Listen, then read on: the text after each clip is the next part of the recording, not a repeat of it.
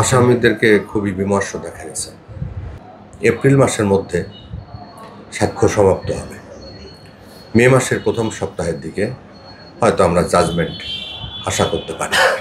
Sir, আজকে কোর্টে আসলো হিটু শেখের পরিবার এবং কয়েকজন সাক্ষী ছিল। কি হলো স্যার? আপনারা জানেন যে এই ঘৃণ্যতম একটা মকদ্দমা, এই আসিয়া ধর্ষণ ও হত্যাকাণ্ডের এই মামলা আজকে সাক্ষীর জন্য দিন ছিল। এখানে মামলার বাদী আয়েশা আক্তার, তারপরে আর একজন সাক্ষী জলি বেগম, আরও একজন সাক্ষী, মোট 3 জন সাক্ষীর সাক্ষ্য গ্রহণ মাননীয় আদালত করেছেন। সেখানে সাক্ষীরা স্পষ্টভাবে আসামি যে ঘটনা ঘটিয়েছে এবং যে নির্মম কাহিনী সেখানে ঘটনা ঘটাইছে আসামিরা, সেটা বাদী তার এজাহারে বর্ণিত যে অভিযোগটা ছিল সেই অভিযোগের সপক্ষে সুন্দরভাবে প্রাণবন্তভাবে সেই সাক্ষ্য আদালতে প্রদান করে এবং আসামিরা যে ধরনের অপরাধ, হিটু শেখ এই ভিকটিমকে ধর্ষণ করে এবং ধর্ষণ করার পরে তাকে হত্যা করার জন্য গলা টিপে ধরে এবং আরও কয়েকটা জঘন্যতম ঘটনার অবতারণা করে, যেটা আমি প্রকাশ্য এটা বলা যাবে না। এটা খুব বেদনাদায়ক ঘটনা এবং খুব লজ্জাজনকও বটে। যার কারণে এই আসামির অপরাধ শুধু দৈহিক সম্পর্ক সম্পন্ন করাই ছিল না, এই ভিকটিমকে হত্যা করার অপচেষ্টাও করেছে এবং হত্যা করার তাৎক্ষণিকভাবে হয়তো ভিকটিম মারা যায় নাই, ভিকটিম পরে মারা গেছে। তো এখানে অপর সাক্ষীরাও বাদীর বক্তব্যকে সুন্দরভাবে করবরেট করেছে এবং সামঞ্জস্য রেখে তারা জবানবন্দি দিয়েছে। আমরা রাষ্ট্রপক্ষ থেকে আমরা জানেন যে আমাদের প্রিয় নেতা বিএনপির ভারপ্রাপ্ত চেয়ারম্যান সাহেব জনাব তারেক রহমান সাহেব আমাদের 5 জন আইনজীবীকে এই মামলা পরিচালনা করার জন্য দল থেকে উনি নিয়োগ দিয়েছেন।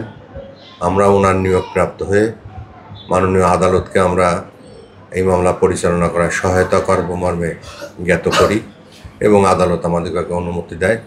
বিজ্ঞ পিবি সাহেবের সাথে আমরা এই মামলা পরিচালনা করছি বাদী পক্ষে। এখন এই মকদ্দমায় আসামি পক্ষ থেকে একজন আইনজীবী লিগ্যাল এইড থেকে তাকে নিয়োগ দেওয়া হয়েছে। তিনি মাগুরা বারের একজন বিজ্ঞ সদস্য, তার নাম সোহেল আহমেদ।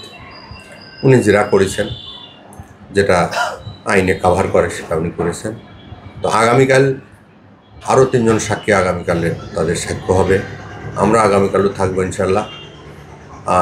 আশা করছি যে এই এপ্রিল মাসের মধ্যে সাক্ষ্য সমাপ্ত হবে। মে মাসের প্রথম সপ্তাহের দিকে হয়তো আমরা জাজমেন্ট আশা করতে পারি।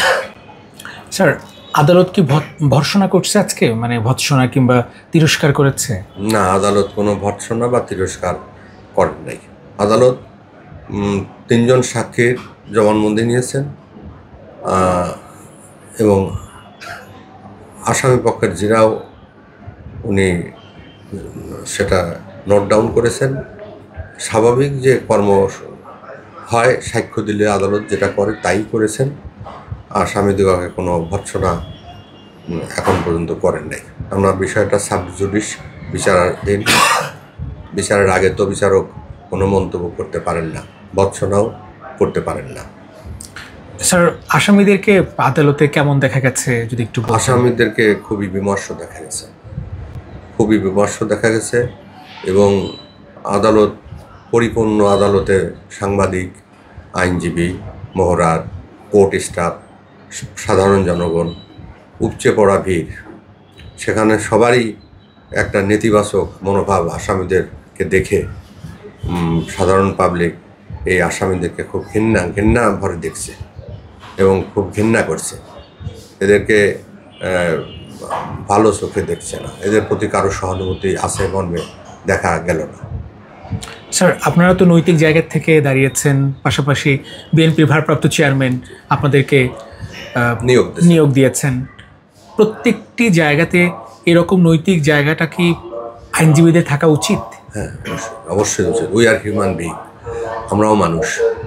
এখন তারপরেও আনহার্ড, তারপরে আনপ্যারালাল, এইভাবে তো বিচার ব্যবস্থা না। বিচার ব্যবস্থা উভয়কে নিয়েই, পক্ষদেরকে, আসামি পক্ষকে নিয়ে, বাদী পক্ষকে নিয়ে, আসামি পক্ষের আইনজীবীর অধিকার চিরা করা বা বাদী পক্ষের আইনজীবী বাদীকে সহায়তা করা, সাবমিশন করানো, সব কিছুই তো আইনের মাধ্যমে হবে। তারপরেও আবেগ আছে মানুষের, কিন্তু আবেগ তো আর আইনে নাই। তো এ কারণে আমাদের যে প্রশ্নটা আপনি করছেন যে আইনজীবীদের এটা থাকা উচিত, হ্যাঁ আমাদের আছে, থাকি, এবং আমরা সেটা ফিল করি। তবে যেহেতু পেশা আমাদের আইনজীবী, আমাদের কোনো আসামি আসলে আমাদের কাছে তো কোনো আসামি এসে স্বীকার করে না, বলেন না যে আমরা এই কাজ করেছি, এই ডাকাতি করছি, কি এই খুন করেছি। সুতরাং তাদের বক্তব্য নিয়েই আমরা আদালতে আইনি লড়াই চালিয়ে যাই। স্যার, লাস্ট প্রশ্ন, হিটু শেখ যাকে প্রধান আসামি এবং তার মানে জবানবন্দি বা তার যে স্বীকারোক্তিমূলক যে স্টেটমেন্ট ছিল, কনফেশন, এইটা কি আদালতকে সে একই স্টেটমেন্ট দিয়েছে নাকি চেঞ্জ করেছে?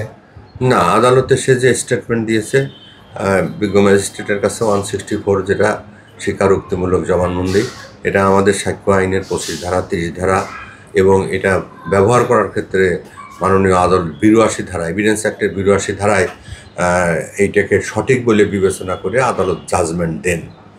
তো সেই ক্ষেত্রে উনি যে জবানবন্দি দিয়েছেন সেই জবানবন্দি এখন পর্যন্ত বহাল আছে এবং উনি ওইটা রিট্র্যাক্ট করেন নাই বা উনি প্রত্যাহার করেন নাই, ওটা এখন পর্যন্ত বহাল আছে।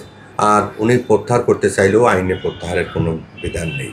কিন্তু বিচারক কি বা আদালত কি তার কাছ থেকে এটা শুনতে চান সরাসরি, যেটা আপনি দিয়েছেন কিনা? আদালত পর্যায়ে সাক্ষ্য হওয়ার পরে যখন এই যে ম্যাজিস্ট্রেট সাহেব এটা জেরা করেছেন, রেকর্ড করেছেন, এই হিটুর জবানবন্দি যিনি লিখেছেন তাকে আদালতের সামনে এসে তার জবানবন্দি দিতে হবে যে সে আমার কাছে আসছিল, আনা হয়েছিল তাকে, আনার পরে সে স্বেচ্ছায় জবানবন্দি দিতে চাইছে এবং আমি সেটা তাকে আমার খাস কামরায় বসিয়ে আমি তার বক্তব্য লিখেছি। সে এই বক্তব্যগুলো আমার কাছে দিয়েছে।